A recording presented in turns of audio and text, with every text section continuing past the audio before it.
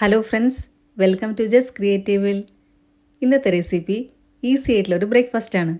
ഇഡ്ഡലി, ദോശ, ചപ്പാത്തി, പുട്ട് ഇതിൽ നിന്നൊക്കെ വ്യത്യസ്തമായിട്ടുള്ളൊരു ബ്രേക്ക്ഫാസ്റ്റാണ്. നമ്മൾക്ക് പെട്ടെന്ന് ഉണ്ടാക്കുകയും ചെയ്യാം. അരി നേരത്തെ അരച്ച് വെക്കേണ്ട. അതുപോലെ മറ്റൊരു പ്രത്യേകത, നമ്മളിത് കോരി ഒഴിക്കുന്ന മാവ് വെച്ചിട്ടാണ് ഉണ്ടാക്കുന്നത്. മാവ് കുഴയ്ക്കേണ്ട ആവശ്യം നമുക്കില്ല. അപ്പോൾ നമ്മൾക്ക് നോക്കാം ഇതെങ്ങനെയാണ് ഉണ്ടാക്കുന്നതെന്നുള്ളത്. അതിനായിട്ട് 1 കപ്പ് വറുത്ത അരിപ്പൊടിയാണ് ഞാൻ എടുത്തിരിക്കുന്നത്. നമ്മൾ പത്തിരിക്കും ഇടിയപ്പത്തിനൊക്കെ യൂസ് ചെയ്യുന്ന വറുത്ത അരിപ്പൊടി. അതിനകത്തോട്ട് ആവശ്യത്തിന് ഉപ്പും കൂടി ഇട്ട് കൊടുക്കുക. എന്നിട്ട് 1.5 കപ്പ് വെള്ളം ഒഴിച്ചു കൊടുക്കുക. 1 കപ്പ് അരിപ്പൊടിക്ക് 1.5 കപ്പ് വെള്ളം വേണ്ടി വരും. ചില അരിപ്പൊടിക്ക് വെള്ളം ചിലപ്പോൾ കുറവായിരിക്കും വേണ്ടി വരിക. ഞാനിവിടെ യൂസ് ചെയ്ത അരിപ്പൊടിക്ക് 1.5 കപ്പ് വെള്ളമാണ് വേണ്ടി വന്നിട്ടുള്ളത്. അപ്പം അത് നോക്കിയിട്ട് ഒഴിച്ചു കൊടുക്കുക. ഇനി ഒഴിച്ചു കൊടുക്കുന്നത് 1 ടേബിൾ സ്പൂൺ വെളിച്ചെണ്ണയാണ്. അതും കൂടെ ഒഴിച്ചു കൊടുത്തതിന് ശേഷം എല്ലാം കൂടെ കട്ടയില്ലാത്ത രീതിയിൽ നല്ലപോലെ ഒന്ന് കലക്കിയെടുക്കുക. ഈ സമയത്തൊന്നും നമ്മൾ ഗ്യാസ് ഓൺ ചെയ്തിട്ടില്ല. ഗ്യാസ് ഓൺ ചെയ്യാതെയാണ് ഇതെല്ലാം കലക്കിയെടുക്കുന്നത്. ഇപ്പം ഞാനിവിടെ എല്ലാം നല്ലപോലെ കലക്കിയെടുത്തിട്ടുണ്ട്. കട്ടകളൊന്നും തീരെയില്ല. ഇനി ഗ്യാസ് ഓൺ ചെയ്യാൻ പോവാണ്. ഇപ്പം ഫ്ലെയിം ഓൺ ചെയ്തിട്ടുണ്ട്. ഇനി കൈവിടാതെ അങ്ങ് ഇളക്കിക്കൊണ്ടിരിക്കണം. ഇത് നല്ലപോലെ അങ്ങ് കട്ടിയായിട്ട് വരാൻ തുടങ്ങും. കൈവിടാതെ ഇളക്കി തന്നെ ഇത് കട്ടയില്ലാത്ത രീതിയിൽ നമുക്ക് കുഴച്ചെടുക്കണം. ഇതേപോലെ നമുക്ക് കുഴഞ്ഞു കിട്ടും. ഈ ഒരു പരുവാകുമ്പോൾ നമ്മൾക്ക് ഗ്യാസ് ഓഫ് ചെയ്യാം. ഗ്യാസ് ഓഫ് ചെയ്തതിന് ശേഷം നമ്മൾക്കിത് വേറൊരു പാത്രത്തിനകത്തോട്ട് മാറ്റി വയ്ക്കാം. ഇപ്പം ഞാനിവിടെ ഗ്യാസ് ഓഫ് ചെയ്ത് കഴിഞ്ഞു. ഇനി ഞാനിതൊന്ന് മാറ്റി വേറൊരു പാത്രത്തിനകത്തോട്ട് വെക്കുന്നുണ്ട്. അതായത് ചൂടോടെ ഇതിനകത്ത് തന്നെ വെക്കരുത്. ഇതേപോലെ വേറൊരു പാത്രത്തിനകത്തോട്ടിട്ട് ഒന്ന് അടച്ചു വയ്ക്കാം. ഇപ്പം ഭയങ്കര ചൂടായിരിക്കും. നമ്മൾക്ക് കൈവച്ചൊന്നും തൊടാനൊക്കത്തില്ല. ഒന്ന് ചൂടാറിയതിന് ശേഷം നമ്മൾക്കിതൊന്ന് ഒന്നും കൂടെ ഒന്ന് കുഴച്ചെടുക്കാം. ഇപ്പം ഞാനിതിവിടെ മാറ്റി വെച്ചിട്ട് കുറച്ച് സമയമായിട്ടുണ്ട്. ചെറിയൊരു ചൂടേ ഉള്ളൂ. നമ്മൾക്കിതൊന്നും കൂടെ ഒന്ന് കുഴച്ച് നോക്കാം. ഒരുപാടൊന്നും കുഴക്കേണ്ട ആവശ്യമില്ല. എന്നാലും കട്ടകളൊന്നുമില്ല എന്ന് ഉറപ്പ് വരുത്താനായിട്ട് ഒന്നും കൂടെ ഒന്ന് കുഴച്ച് നോക്കുക. നമ്മുടെ മാവ് ഇവിടെ നല്ല സോഫ്റ്റായിട്ട് കിട്ടിയിട്ടുണ്ട്.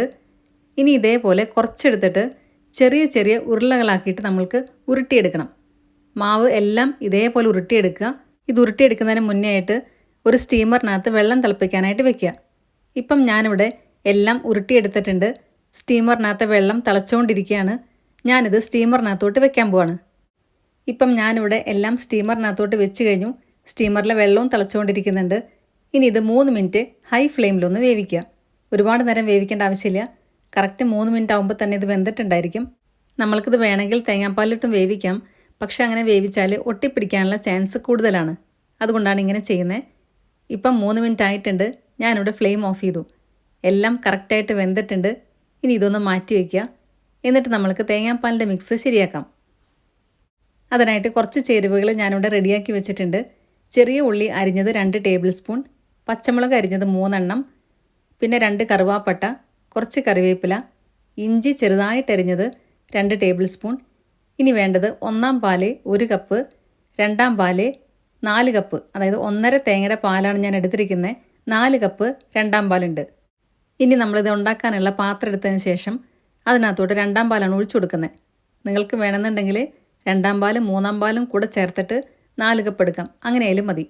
1.5 തേങ്ങയുടെ പാലാണ് എടുത്തിരിക്കുന്നത്. ഞാനിവിടെ 2-ാം പാൽ മാത്രമേ എടുത്തിട്ടുള്ളൂ. അത് മുഴുവനായിട്ട് ഒഴിച്ചു കൊടുക്കുക. എന്നിട്ട് അതിനകത്തോട്ട് നമ്മൾ നേരത്തെ എടുത്തു വെച്ച ചേരുവകൾ ഓരോന്നായിട്ട് ഇട്ട് കൊടുക്കാം. ആദ്യമേ തന്നെ കറുവാപ്പട്ടയാണ് ഇട്ട് കൊടുത്തിട്ടുള്ളത്. ചെറിയ ഉള്ളി അരിഞ്ഞത് 2 ടേബിൾ സ്പൂൺ, പച്ചമുളകൊക്കെ അവരവരുടെ എരിവിനനുസരിച്ച് ഇട്ട് കൊടുക്കാം. കൂടുതൽ എരിവ് വേണമെന്നുണ്ടെങ്കിൽ കുറച്ചധികം ഇട്ട് കൊടുക്കാം. അതുപോലെ തന്നെ നടു കീറിയിട്ടാണെങ്കിൽ അങ്ങനെ വേണമെങ്കിൽ ഇട്ട് കൊടുക്കാം. ഇനി കറിവേപ്പിലയും ഇഞ്ചി അരിഞ്ഞതും കൂടി ഇട്ട് കൊടുത്തിട്ടുണ്ട്. എല്ലാം കൂടെ നന്നായിട്ടൊന്ന് ഇളക്കി കൊടുക്കുക. ഞാനിവിടെ ഫ്ലെയിം ഓൺ ചെയ്തിട്ടുണ്ട്.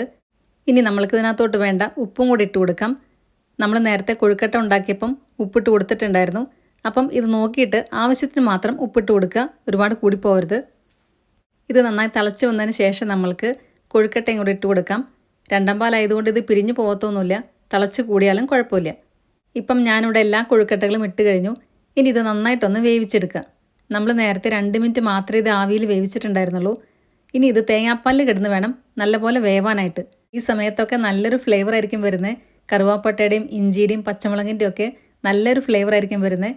ഇപ്പം കൊഴുക്കട്ടയെല്ലാം ഒരുമാതിരി നന്നായി വെന്ത് വന്നിട്ടുണ്ട്. നല്ലപോലെ കുറുകി വരുന്നുണ്ട് ഇത്. ഈ തിളയ്ക്കുന്ന പാലിനകത്ത് 5 മിനിറ്റ് ഇട്ടാൽ തന്നെ ഇത് വെന്ത് കിട്ടും. ഒരുപാട് നേരം തൊട്ട് തിളപ്പിക്കേണ്ട ആവശ്യമില്ല. 2-ാം പാലായതുകൊണ്ട് തിളച്ച് കൂടിയാലും കുഴപ്പമില്ല. ഇനി നമ്മൾക്ക് 1-ാം പാലാണ് ഒഴിക്കാൻ ബാക്കിയുള്ളത്. ഞാനിവിടെ 1 കപ്പ് 1-ാം പാലാണ് ഒഴിച്ചു കൊടുക്കുന്നത്.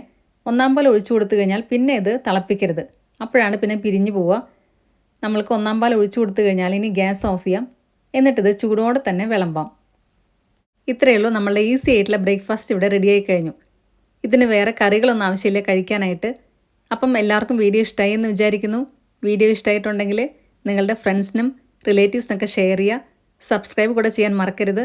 അതിൻ്റെ സൈഡിലുള്ള ബെല്ലൈക്കണിൽ ഓൾ എന്നുള്ള ഓപ്ഷനോടെ ക്ലിക്ക് ചെയ്യുക. അപ്പം നെക്സ്റ്റ് ടൈം ഞാൻ വീഡിയോ ഇടുമ്പോൾ പെട്ടെന്ന് തന്നെ നിങ്ങൾക്ക് നോട്ടിഫിക്കേഷൻ വരുന്നതായിരിക്കും. നിങ്ങളുടെ ഫീഡ്ബാക്സ് എല്ലാം കമൻസിലൂടെ അറിയിക്കാൻ മറക്കരുത്. നല്ലൊരു വീഡിയോ ആയിട്ട് വീണ്ടും കാണാം. താങ്ക്